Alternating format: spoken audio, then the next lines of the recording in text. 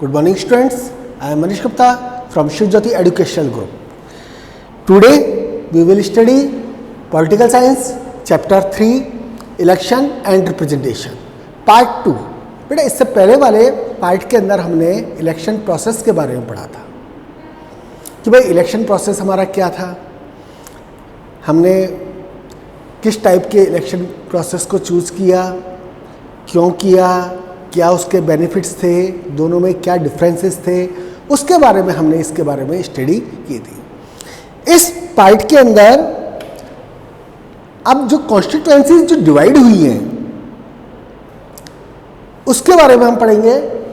As you know that कि our country, पूरे country को हमने 543 कॉन्स्टिट्यूएंसीज के अंदर डिवाइड किया है। अब जो 543 कॉन्स्टिट्यूएंसीज हैं उसके अंदर some of the constituencies are reserved for the schedule caste और शेड्यूल ट्राइब पीपल। तो बात आती है भाई आखिर में इनको रिजर्व क्यों किया गया। तो रिजर्व करने के पीछे भी जो कॉन्स्टिट्यूशन मेकर थे उनकी सोच अलग थी, क्योंकि हमारा जो हिस्ट्री रही है वो हिस्ट्री क्या रही कि कास्ट बेस्ड डिस्क्रिमिनेशन, जाति के बेस के ऊपर हमने बहुत ज़्यादा भेदभाव हमारे यहाँ पर किया जाने लगा था। तो जो लोग पावरफुल हैं, जो लोग रिसोर्सफुल हैं, तो अगर क्योंकि हमने एफपीटीपी को चूज किया था तो इसका मतलब जो ज़्यादा जीते लेके आएगा वोट वो जीत जाएगा। तो उसके अंदर जो लोग पावरफुल हैं या रिसोर्सफुल हैं वो लोग जो पिछड़े वर्ग के लोग हैं या प्रताड़ित हैं उन लोगों को आगे आने का मौका ही नहीं देंगे। तो अगर वो लोग आगे नहीं आएंगे तो इसका मतलब है हमारी सोसाइटी का एक बहुत बड़ा पार्ट पिछड़ा रह जाएगा। तो उस बेसिस के ऊपर रिजर्व कॉन्स्टिट्यूएंसी का एक कॉन्सेप्ट लेके आया गया और रिजर्व कॉन्स्टिट्यूएंसी के अंदर कि we have had a history of caste-based discrimination in such a social system. The FPTP electoral system can mean that the dominant social groups and caste can win everywhere and the oppressed social groups may continue to remain unrepresented.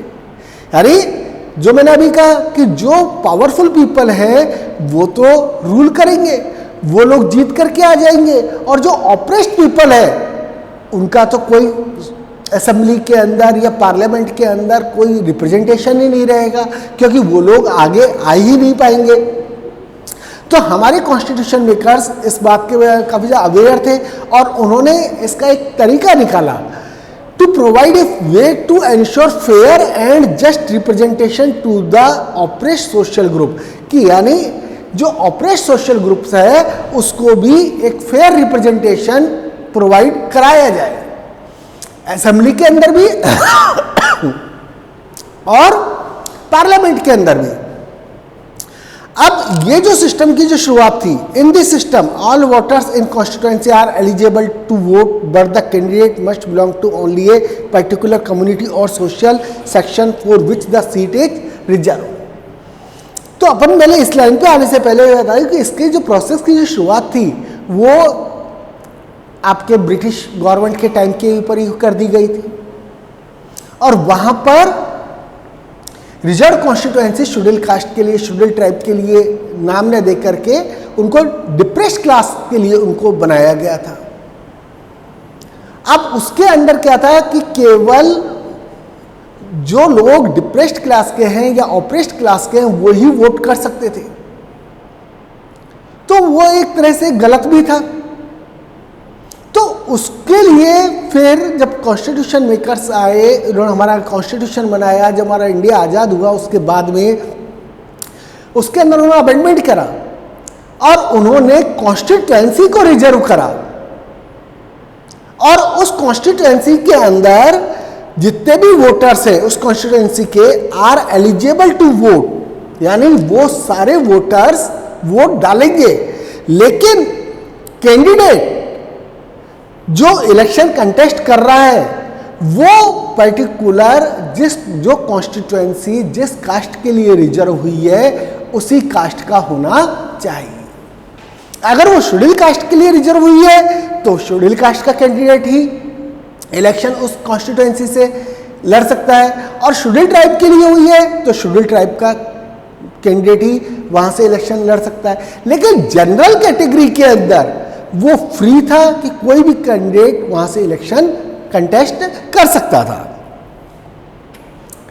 तो the constitution provides for reservation of seats in the Lok Sabha and state legislative assembly for the schedule cast and schedule tribe. तो हमारे यहाँ पर constitution के अंदर जो reservation provide कराया गया है वो केवल किसको, शेड्यूल कास्ट और शेड्यूल ट्राइब को प्रोवाइड कराया गया है। कहाँ पर, पार्लियामेंट में और विधानसभा के अंदर। This provision was made initially for a period of 10 years and as a result of successive constitution amendment has been extended up to 2020। अब स्टार्टिंग के अंदर की हम बात करें कि जब इंडिया का कॉन्स्टिट्यूशन बन गया तो सबसे पहले ये प्रोविजन जो शेड्यूल कास्ट शेड्यूल ट्राइब को भाई रिजर्वेशन दिया जाएगा वो केवल 10 ईयर्स के लिए ही था। यानी एक तरह से देखा जाए तो उसको 1961 के अंदर एक तरह से खत्म हो जाना चाहिए था रिजर्वेशन को, लेकिन बार बार इसकी आवश्यकता महसूस की गई और कॉन्स्टिट्यूशन के अंदर अमेंडमेंट रेगुलर करते रहे और इसे अब कब तक कर दिया गया है, 2020। और अभी भी कोई फिक्स नहीं है, इसको आगे भी एक्सटेंड किया जा सकता है। तो the parliament can take a decision to further extend it, यानी पार्लियामेंट इसके ऊपर डिसीजन ले सकती है इसको आगे भी बढ़ाने के लिए। When the period of reservation expire, यानी जब इसका रिजर्वेशन का पीरियड एक्सपायर हो जाए, खत्म होने वाला हो, तो उससे जस्ट पहले पार्लियामेंट इसको एक्सटेंड करने के ऊपर डिसीजन ले सकती है। तो इसलिए मैंने कहा कि 2020 तक तो ये है ही सही और उसके बाद भी इसको आगे बढ़ाया जा सकता है। अब बात आती है कि भाई who decide which constituency is to be reserve, on what basis is this decision taken. अब भाई कौन डिसाइड करेगा, 543 कॉन्स्टिट्यूएंसी है, अब उसके अंदर से कौन सी कॉन्स्टिट्यूएंसी शेड्यूल कास्ट के लिए है, कौन सी कॉन्स्टिट्यूएंसी आपके शेड्यूल ट्राइब के लिए है, तो आखिर में इसका डिसीजन कौन लेगा और उसका बेस क्या रहेगा डिसीजन लेने का, that is also important thing. क्योंकि आप जो डिसीजन ले रहे हैं पर्टिकुलर कोई ना कोई लॉजिकली डिसीजन होना चाहिए, तो उस बेसिस के ऊपर डिसीजन लिए जाते हैं। तो सबसे पहली चीज आती है कि भाई ये जो डिसीजन लिया जाएगा, this decision is taken by an independent body called the delimitation commission, परिसीमन आयोग सिंपल बोलते हैं इसको। यानी ये डिसीजन किसके थ्रू लिया जाएगा, एक इंडिपेंडेंट बॉडी है डेलिमिनेशन कमीशन, उसके थ्रू इस डिसीजन को लिया जाता है कि कौन सी कॉन्स्टिट्यूएंसी शेड्यूल कास्ट के लिए होगी और which type of constituency are reserve for schedule tribe. तो the delimitation commission is appointed by the president of India. अब इसका जो कमीशन का जो चेयरपर्सन है इसको अपॉइंट कौन करता है, president, and works in collaboration with election commission of India. और ये किसके साथ में मिलकर काम करता है बेटा, जो इंडिया का जो इलेक्शन कमीशन है उसके साथ में डेलिमिनेशन कमीशन मिलकर के काम करता है। किसके अंदर, चुनाव प्रक्रिया के अंदर। तो appointed for the purpose of drawing up the boundaries of constituency all over the country. अब इसको अपॉइंट किस लिए किया गया है कि सबसे पहले तो जो पूरे कंट्री के अंदर 543 कॉन्स्टिट्यूएंसी हैं, उन कॉन्स्टिट्यूएंसी की बाउंड्री कहाँ तक है, यानी कौन से वोटर किस कॉन्स्टिट्यूएंसी के अंदर आएंगे, उसका ज्योग्राफिकल एरिया क्या होगा, ये सब डिसाइड कौन करता है, आपका डेलिमिनेशन कमीशन डिसाइड करता है। अब एक quota of constituency to be reserve in each state is fixed depending on the proportion of schedule caste और schedule tribe in that state. अब उनका क्वोटा फिक्स कर दिया गया है हर एक स्टेट के अंदर, और ये किसके ऊपर डिपेंड करता है कि उस स्टेट के अंदर शेड्यूल कास्ट के लोग या शेड्यूल ट्राइब के लोगों की पॉपुलेशन का क्या प्रोपोर्शन है, उसके बेस के ऊपर इस डेट क्वोटा को फिक्स किया जाता है।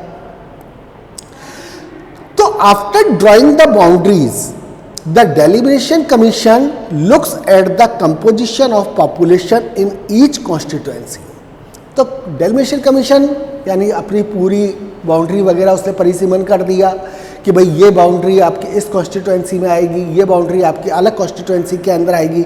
उसके बाद में वो क्या देखता है कि वहाँ पर पॉपुलेशन किस टाइप की है, उसकी संरचना क्या है जनसंख्या की, उस बेसिस को वो देखता है और उस बेसिस के ऊपर ही वो उस कॉन्स्टिट्यूएंसी को रिजर्व डिक्लेयर करता है।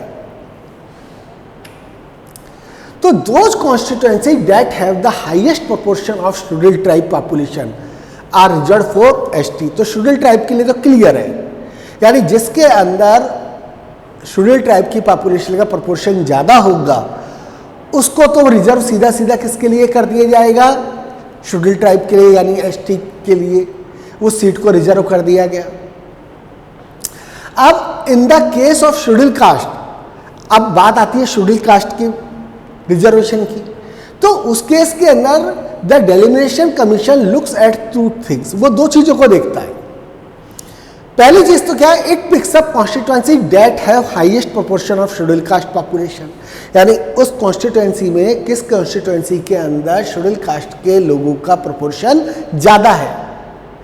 पहली चीज तो सिंपल है, एसटी की तरह यही देखेगा, लेकिन but it also spread the constituency in different regions of the state, लेकिन ये कॉन्स्टिट्यूएंसी को अलग अलग रीजन्स में भी डिवाइड कर देता है, उस स्टेट की अलग अलग कॉन्स्टिट्यूएंसी के अंदर इसको डिवाइड कर देता है। Because the schedule cast population is generally spread evenly through out the country, क्योंकि शेड्यूल कास्ट की पॉपुलेशन पर्टिकुलर किसी एक स्टेट में नहीं है, पूरे स्टेट्स के अंदर ये, पूरे कंट्री के अंदर ये स्प्रेड हो रही है। तो उस बेसिस के ऊपर ये कॉन्स्टिट्यूशन जो डेलिमिनेशन कमीशन है वो कॉन्स्टिट्यूएंसीज को बदलता रहता है। अब बात आती है हमारी फ्री एंड फेयर इलेक्शन। तो फ्री और फेयर इलेक्शन एक तरह से डेमोक्रेसी की स्पिरिट कहा जाता है, आत्मा कहा जाता है, क्योंकि बिना फ्री और फेयर इलेक्शन के तो हम डेमोक्रेसी को सोच भी नहीं सकते उसके बारे में। तो ये क्या है कि the true test of any election system is the ability to ensure a free and fair electoral process. तो किसी भी चुनाव प्रक्रिया का सबसे पहला टेस्ट क्या है कि वो चुनाव प्रणाली बिल्कुल कैसी होनी चाहिए, बिल्कुल स्वतंत्र होनी चाहिए और फेयर तरीके से जस्टिफाई होनी चाहिए। If we want democracy to be translated into reality on the ground, अगर हम वास्तव में डेमोक्रेसी को ग्राउंड के ऊपर देखना चाहते हैं, बिल्कुल जमीनी हकीकत को देखना चाहते हैं, तो ये जरूरी है, इंपॉर्टेंट है ये that the election system is impartial and transparent. तो जो हमारी जो चुनाव प्रणाली है, जो इलेक्शन सिस्टम है हमारा, वो बिल्कुल कैसा होना चाहिए, निष्पक्ष होना चाहिए और ट्रांसपेरेंट होना चाहिए, पारदर्शी होना चाहिए। कोई भी पर्सन उसको आकर के चेक कर सकता है और देख सकता है, समझ सकता है उसको। तो the system of election must also allow the expression of voters to find legitimate expression through the electoral result. अब ये सिस्टम है जो क्या बोलते हैं, यानी लोगों की जो आकांक्षाएं हैं, जो वो आकांक्षाओं को चुनाव प्रणाली या चुनाव रिजल्ट जो आते हैं इलेक्शन, उसके अंदर वो स्पष्ट रूप से नजर आनी चाहिए। तो ये तो हमारा था फ्री एंड फेयर इलेक्शन की बात। अब फ्री एंड फेयर इलेक्शन के साथ में सबसे जो इंपॉर्टेंट चीज आती है वो है universal franchise and right to contest election की बात करें। तो अब बात आती है भाई आखिर में वोट कौन देगा, हु कैन कंटेस्ट इलेक्शन, कौन इलेक्शन लड़ सकता है। तो in both these respects our constitution follow the well established democratic practice. तो दोनों ही उसके अंदर हम बात करें संदर्भों के अंदर, तो परंपरागत जो प्रणाली थी हमारी, उसी प्रणाली को, डेमोक्रेटिक प्रैक्टिसेस को हमारे कॉन्स्टिट्यूशन ने फॉलो किया। यानी आप वोट कौन देगा, कौन वोट नहीं देगा, तो ये सारी चीजें जरूरी थी। तो we all already know that the democratic election required that all the adult citizens of the country must be eligible to vote in the election. This is known as universal adult franchise. अब ये एक important चीज थी जो हमारे यहाँ पर चालू की गई, क्योंकि अधिकतर जो वर्ल्ड के दूसरे जो डेमोक्रेटिक कंट्रीज थे वहाँ पर उन्होंने कहने को तो डेमोक्रेसी हो गई थी, लेकिन यूनिवर्सल एडल्ट फ्रेंचाइज उन्होंने प्रोवाइड नहीं कराई थी। जस्ट लाइक जैसे हम दुनिया के सबसे पावरफुल डेमोक्रेटिक इलेक्शन की बात करें, आप अमेरिका की बात करें, तो वहाँ पर जो ब्लैक पीपल को वोटिंग राइट नहीं थे। फ्रांस के अंदर जहाँ पर कि जिसके बेस के ऊपर की डेमोक्रेसी को स्प्रेड किया गया पूरे वर्ल्ड के अंदर फ्रेंच रेवोल्यूशन के बाद में, तो वहाँ पर जो लास्ट तक भी 46-47 तक भी फीमेल को वोटिंग राइट प्रोवाइड नहीं हुए थे, और इवन देन मेल पर्सन को भी जो वोटिंग राइट्स थे केवल कुछ ही लोगों को वोटिंग राइट थे। तो हमारे यहाँ पर इसको इंडिपेंडेंट इंडिया नहीं हुआ था, इससे पहले वाली क्लास के अंदर ही मैंने पहले बताया था, तभी इस चीज़ को डिसाइड कर लिया था कि भाई इक्वलिटी के बेस के ऊपर, यानी यूनिवर्सल एडल्ट फ्रेंचाइज, यानी सारे वोटर्स जो हैं जितने भी एडल्ट पर्सन हैं वो चाहे मेल हो चाहे फीमेल हो, चाहे वो किसी भी बैकग्राउंड से आते हो, चाहे वो किसी भी कलर के हो, क्रीड के हो, रेसेस के हो, इट डजंट मैटर, सभी को क्या प्रोवाइड किया गया है, वोटिंग राइट प्रोवाइड किया गया है। और इसी चीज को क्या कहा जाता है, यूनिवर्सल एडल्ट फ्रेंचाइज के नाम से जाना जाता है। तो अब भाई यूनिवर्सल, भाई किस एज की बात करें तो इसके अंदर भी सबका अलग अलग था। वर्ल्ड के कुछ पार्ट्स के अंदर है जो 25 ईयर्स की एज को डिसाइड किया गया था कि भाई 25 ईयर्स के बेस के ऊपर जो पर्सन है वो ही वोट देंगे। हमारे कंट्री में जब इंडिपेंडेंट हुए थे, हमारा कॉन्स्टिट्यूशन लागू हुआ था, तब से लेकर के 1989 तक the person whose age is about 21 year are having the right to cast their vote. केवल वो पर्सन जिनकी एज 21 ईयर थी या उससे ऊपर है उन्हीं को ही वोट देने का अधिकार था, उससे नीचे वाले को नहीं था। लेकिन पार्लियामेंट के अंदर 1989 के अंदर अमेंडमेंट किया गया और उस अमेंडमेंट के अकॉर्डिंग जो वोटिंग एज थी, एलिजिबिलिटी एज थी वोट कास्ट करने की, वो 21 ईयर से रिड्यूस करके 18 ईयर कर दी गई थी। तो adult franchise ensure that all citizens are able to participate in process of selecting their representative।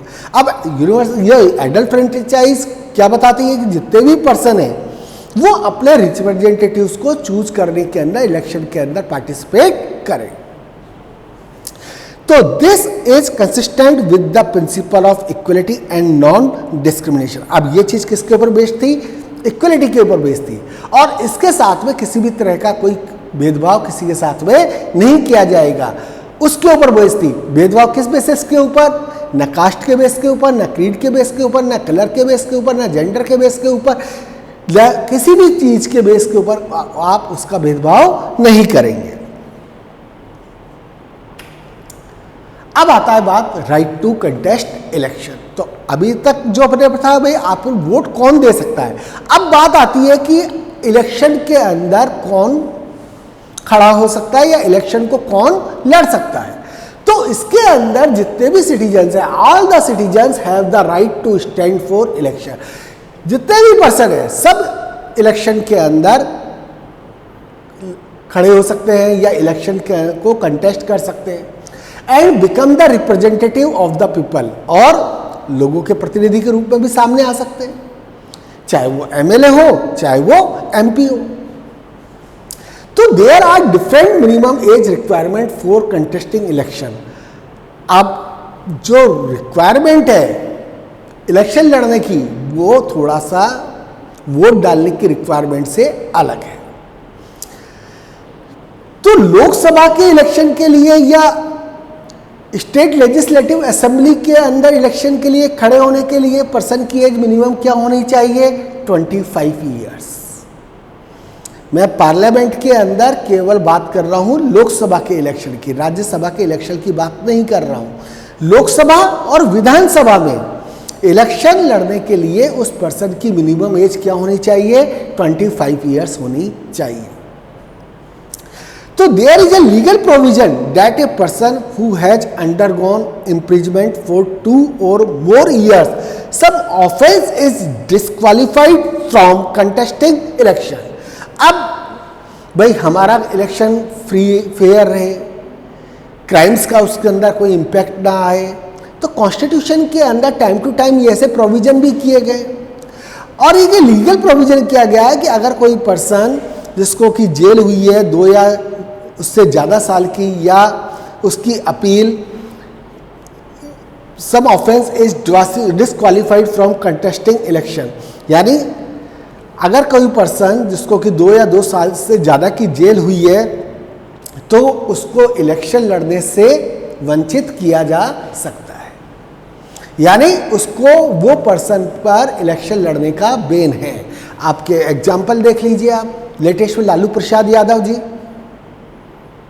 उनको एज इलेक्शन कमीशन ने बैन कर दिया कि भाई आप इलेक्शन नहीं लड़ेंगे, क्योंकि उनके ऊपर केस चल रहा था और उनके ऊपर 2 साल से ज़्यादा की जेल हो रही थी, तो उनको डिस्क्वालीफाइड कर दिया गया। तो there are no restrictions of income, education और क्लास और gender on the right to contest election. बस मेन चीज़ ये है। और इसके अलावा अपन छोटी क्लासेस के अंदर पढ़ा है कि वो पर्सन बैंकक्रप्ट नहीं होना चाहिए, जो इलेक्शन लड़ रहा है वो मेंटली साउंड होना चाहिए, एटसेट्रा एटसेट्रा। लेकिन इनकम के बेस के ऊपर, एजुकेशन के बेस के ऊपर, क्लास के बेस के ऊपर, जेंडर के बेस के ऊपर इलेक्शन लड़ने के अंदर किसी का कोई इंटरफेयर नहीं है, ना ही कोई रेस्ट्रिक्शन है। यानी कोई पर्सन चाहे गरीब हो चाहे अमीर हो वो अपना इलेक्शन लड़ सकता है, चाहे वो एडुकेटेड है या इलिटरेट है वो भी इलेक्शन लड़ सकता है, किसी भी क्लास को ज्वाइन कर सकता है, या किसी भी जेंडर का हो वो इलेक्शन कंटेस्ट कर सकता है। अब आता है हमारा इंडिपेंडेंट इलेक्शन कमीशन। तो इंडिपेंडेंट इलेक्शन कमीशन एक अलग से कमीशन बनाया गया इलेक्शन को फ्री और फेयर तरीके से करने के लिए, यानी जो कंट्री के अंदर इलेक्शन है वो एक फ्री और फेयर तरीके से हेल्ड हो। तो उसके अकॉर्डिंग जो आर्टिकल 324 फर्स्ट के अंदर इस चीज़ को एक्सप्लेन किया गया कि भाई इस संविधान के अधीन संसद और प्रत्येक राज्य के विधानमंडल के लिए कराए जाने वाले सभी निर्वाचनों के लिए राष्ट्रपति और उपराष्ट्रपति के पदों के निर्वाचन के लिए निर्वाचक नामावली तैयार कराने का और उन सभी निर्वाचनों के संचालन का अधीक्षण, निर्देशन और नियंत्रण करने के लिए एक आयोग बनाया गया, और उस आयोग का नाम क्या दिया गया? निर्वाचन आयोग, यानी इलेक्शन कमीशन, उसका नाम दिया गया। तो अब इलेक्शन कमीशन की बात करें कि भाई इलेक्शन कमीशन क्या था, तो to assist the election commission of India there is a chief electoral officer in every state. तो इलेक्शन कमीशन इंडिया के अंदर उसको, क्योंकि पूरे भारत के अंदर है, तो उसको सहायता प्रदान करने के लिए क्या हुआ, हर स्टेट के अंदर चीफ इलेक्टोरल ऑफिसर बनाए गए। और ये जो election commission, the election commission is not responsible for the conduct of local body election, यानी ये जो इलेक्शन कमीशन जो है वो केवल कौन से इलेक्शन कराएगा, जो मैंने पहले अभी बताया आपको, लोकसभा के, राज्यसभा के, राष्ट्रपति के, उपराष्ट्रपति के, उनके इलेक्शन को करवाएगा। लोकल बॉडी यानी थर्ड लेवल की जो गवर्नमेंट है उसके इलेक्शन हेल्ड कराने की रेस्पॉन्सिबिलिटी इलेक्शन कमीशन की नहीं है। The election commission of India can either be a single member और ए मल्टी मेंबर बॉडी। अब ये जो इलेक्शन कमीशन है हमारा इंडिया का, वो एक पर्सन भी हो सकता है और एक से ज़्यादा भी हो सकते हैं। तो हम बात कर रहे हैं 1989 के अंदर तक इलेक्शन कमीशन जो था वो केवल एक पर्सन हुआ करता था।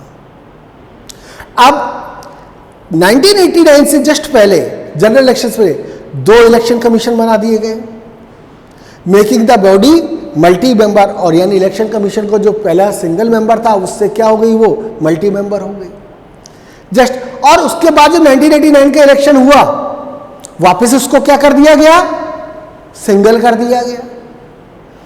तो 1989 तक एक पर्सन था, 89 से जस्ट पहले के इलेक्शन के अंदर मल्टी मेंबर हो गया, और 89 के इलेक्शन के जस्ट बाद में वापस इलेक्शन कमीशन को सिंगल मेंबर कर दिया गया। अब उसके बाद में 1993 के अंदर 2 election commissioners were once again appointed, यानी पहले एक, फिर वापस एक से ज्यादा, फिर वापस एक, और अगेन 93 के अंदर वापस एक से ज्यादा मेंबर हो गए। And the commission become multi member and has remained multi member since then, और तब से लेकर अभी तक क्या है, मल्टी मेंबर, यानी एक से ज्यादा इलेक्शन कमिश्नर। तो a multi member election commission is more appropriate as power is shared and there is a greater accountability. तो जो मल्टी मेंबर इलेक्शन कमीशन है वो उसको ज़्यादा उचित समझा गया, पावर का शेयर किया गया, और कि भाई अकाउंटेबिलिटी उसकी ज़्यादा होगी। तो जो chief election commissioner presides over the election commission, chief election commissioner जिसको कि शॉर्ट के अंदर हम CEC भी कहते हैं, वो इलेक्शन कमीशन की मीटिंग को प्रिसाइड्स करता है या वही उसको डिक्लेयर करता है, but does not have more powers than the other election commissioner. लेकिन इसके पास में दूसरे जो इलेक्शन कमिश्नर हैं उससे कोई बहुत ज़्यादा पावर नहीं होती है, यानी पावर की हिसाब से देखा जाए दृष्टि से तो दोनों के पास में करीब करीब इक्वल पावर ही है। The CEC and the 2 election commissioners have equal power, यानी CEC और उसके बाद में जो 2 इलेक्शन कमिश्नर अपॉइंट हुए हैं दोनों के पास में इक्वल पावर है to take all decision relating to election as a collective body. Election से रिलेटेड कोई भी डिसीजन लेने के अंदर एक सामूहिक संस्था के रूप में वो काम करते हैं। तो they are appointed by the president of India on the advice of the council of minister. अब इनको अपॉइंट किसके थ्रू किया जाता है, प्रेसिडेंट के थ्रू। अब प्रेसिडेंट को भी एडवाइस कौन करेगा, पार्लियामेंट, मिनिस्ट्री उसको एडवाइस करेगी, और उसी की सलाह के ऊपर, एग्जीक्यूटिव की सलाह के ऊपर, काउंसिल ऑफ मिनिस्टर की सलाह के ऊपर प्रेसिडेंट CEC को या अदर्स जो इलेक्शन कमीशन उनको अपॉइंट करता है। The constitution ensure the security of the tenure of the CEC and election commission. अब ऐसा भी नहीं है कि इनको चाहे जब आप हटा दें चाहे जब अपॉइंट कर दें, उनका टाइम पीरियड फिक्स है, और टेन्योर ऑफ द किसका, चीफ इलेक्शन कमिश्नर का भी और इलेक्शन कमिश्नर का भी टाइम पीरियड को फिक्स किया गया है। अब इनको कितने साल के लिए, 6 साल के लिए अपॉइंट किया जाता है, या फिर 65 ईयर्स, या फिर इन दोनों में से जो भी पहले हो जाए उसके लिए टाइम पीरियड के लिए इनको अपॉइंट किया जाता है। The CEC can be remove before the expiry of the term, यानी अब उसका जो टाइम पीरियड है उससे पहले ऐसा नहीं है कि उसको हटाया नहीं जा सकता, या वो गलत काम कर रहा है तो करता रहेगा, उसको हटाया जा सकता है बाय द प्रेसिडेंट के through if both house of parliament make such A recommendation with A special majority. अगर पार्लियामेंट के दोनों हाउस के अंदर, यानी लोकसभा में और राज्यसभा में, यह प्रपोजल एक स्पेशल मेजोरिटी से पास हो जाए तो CEC को उसके पद से टाइम पीरियड से पहले ही हटाया जा सकता है। It is done to ensure that a ruling party cannot remove CEC who refuse to favor it in election। यह ऐसा किस लिए किया गया है कि जिससे जो रूलिंग पार्टी है अगर वो CEC के ऊपर दबाव डाले, प्रेशराइज करे कि भाई उसके माफिक काम करे, और CEC उसको रिफ्यूज करे तो वो उसको हटाए, तो उसको रोकने के लिए ये प्रोविजन किया गया है, यानी स्पेशल मेजोरिटी। स्पेशल मेजोरिटी का मतलब क्या है कि लोकसभा के अंदर भी वो प्रपोजल 2/3 मेजोरिटी से पास होना चाहिए, और राज्यसभा के अंदर भी वो प्रपोजल 2/3 मेजोरिटी से पास होना चाहिए। उसके बाद में ही उस प्रपोजल को प्रेसिडेंट के पास सिग्नेचर के लिए भेजा जाता है। हालांकि इंडिया के अंदर इससे आज तक कभी भी किसी भी इलेक्शन कमिश्नर को उसके पद से टाइम पीरियड से पहले हटाया नहीं गया है। अब आता है हमारा फंक्शंस ऑफ इलेक्शन कमीशन, यानी इलेक्शन कमीशन का काम क्या है। तो क्या काम है भाई इसका, सबसे पहले तो वो वोटर लिस्ट को अपडेटेड करवाता है, भाई आप कौन वोट देंगे, कौन वोट नहीं देगा। और ये प्रोसेस इलेक्शन से बहुत पहले ही चालू हो जाता है, क्योंकि लास्ट मोमेंट के ऊपर तो इसको तैयार करना पॉसिबल नहीं होता। तो वोटर लिस्ट को अपडेट कराने का काम कौन करता है? Election commission. Makes every effort to ensure that the voter list is free of error, like non-existence of names of registered voters or existence of names of those non-eligible or non-existence। अब पूरे प्रयास किए जाते हैं election commission के कि भाई जो वोटर लिस्ट बने वो बिल्कुल एरर फ्री होनी चाहिए। जो पर्सन डेथ हो गई है उनके नाम वोटर लिस्ट से हटाए जाए, जो पर्सन एलिजिबल बन गए हैं उनके नाम उसके अंदर ऐड किए जाए जो 18 ईयर्स में आ गए, या जो पर्सन उस कॉन्स्टिट्यूएंसी को छोड़ करके चले गए दूसरी कॉन्स्टिट्यूएंसी में गए हैं तो उस कॉन्स्टिट्यूएंसी से वहाँ उनका नाम हटाया जाए और दूसरी कॉन्स्टिट्यूएंसी के अंदर उसको लिखा जाए। तो ये सारा प्रोसेस इलेक्शन कमीशन के थ्रू होता है। इसके अलावा वो क्या करता है? Determines the timing of elections and prepare the election schedule. अब किस समय चुनाव होंगे ये भी डिसाइड कौन करता है? Election commission. And prepares the election schedule, कहाँ पर कब वोट डाले जाएंगे उसका शेड्यूल बनाया जाता है, वो भी शेड्यूल किसके थ्रू बनाया जाता है? इलेक्शन कमीशन के थ्रू। तो इलेक्शन शेड्यूल इंक्लूड्स, अब इलेक्शन शेड्यूल में क्या क्या रहता है? The notification of elections date, यानी किस तारीख को चुनाव होगा, from which nomination can be filed, और वहाँ किस डेट को चुनाव होगा, किस डेट से नॉमिनेशन फाइल किए जाएंगे, यानी कौन कौन पर्सन चुनाव लड़ेगा वो अपने नॉमिनेशन उसके अंदर दे सकते हैं। Last date for filling nomination, यानी आपके कैंडिडेट की फॉर्म भरने की लास्ट डेट क्या होगी। डेट ऑफ स्क्रूटनी, उसको जो आपने नॉमिनेशन फॉर्म दिया उसको चेक भी किया जाता है, उसकी लास्ट डेट क्या है। कैंडिडेट ने फॉर्म भर दिया और वो अपना नेम वापस लेना चाहता है इलेक्शन से तो उसकी लास्ट डेट क्या होगी वो भी आता है। एंड डेट ऑफ पोलिंग, किस डेट को वोट किए जाएंगे, किस डेट को काउंटिंग की जाएगी, किस डेट को रिजल्ट निकाला जाएगा। ये सारा जो प्रोसेस है वो किसके अंदर आता है? आपका इलेक्शन शेड्यूल में आता है। तो इलेक्शन शेड्यूल को बनाने का काम किसका है? इलेक्शन कमीशन का है। तो during this entire process the election commission has the power to take decision to ensure a free and fair poll. तो इस प्रोसेस के अंदर इलेक्शन कमीशन के पास में पूरी पावर है कि वो कोई भी डिसीजन ले सकता है फ्री और फेयर तरीके से इलेक्शन करवाने के लिए। इट कैन पोस्टपोन और cancel the election in the entire country. पूरे कंट्री के अंदर उसको लगता है कि यार इलेक्शन कराने का सही माहौल नहीं है तो उसको पोस्टपोन भी कर सकता है, उसको कैंसिल, इलेक्शन को कैंसिल भी कर सकता है, या फिर और a specific state of constituency on the ground that the atmosphere is vitiated and therefore a free and fair election may not be possible.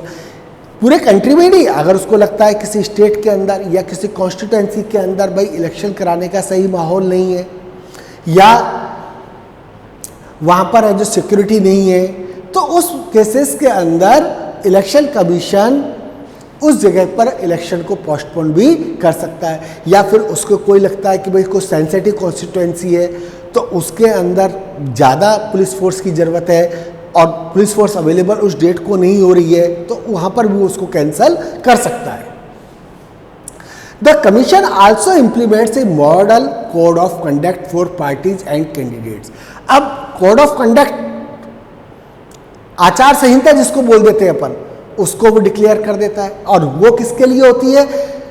Political parties के लिए और कैंडिडेट्स जो इलेक्शन लड़ रहे हैं उनके, और उन पॉलिटिकल पार्टीज और कैंडिडेट को उस कोड ऑफ कंडक्ट को फॉलो करना पड़ता है।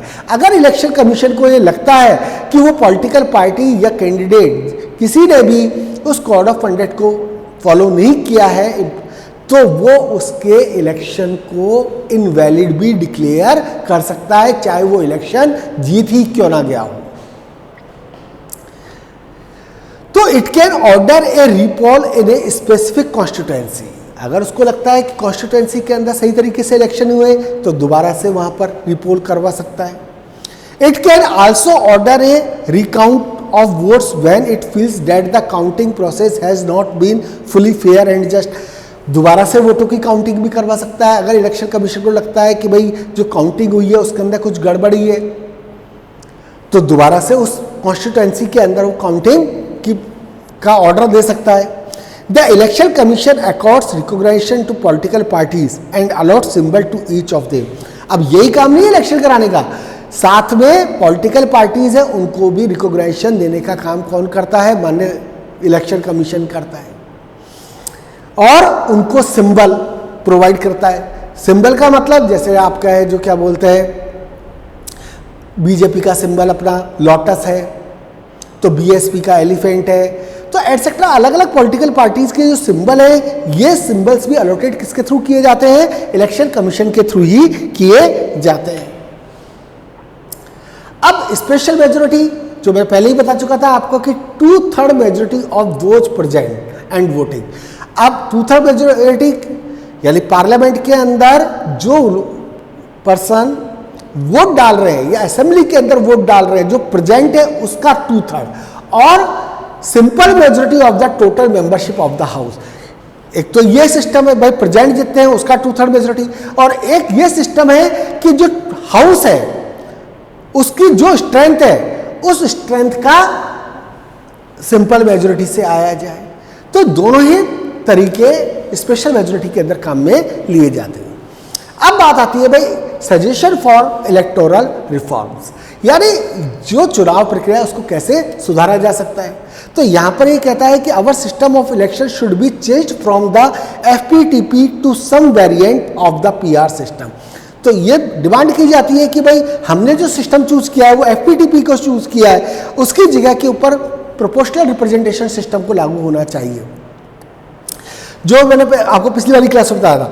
कि इससे क्या होगा कि उस पार्टी को जितने % वोट मिला है उतनी ही सीटें उसकी पार्लियामेंट में या फिर असेंबली के अंदर होंगी। तो there should be a special provision to ensure that at least 1/3 women are elected to the parliament and assemblies.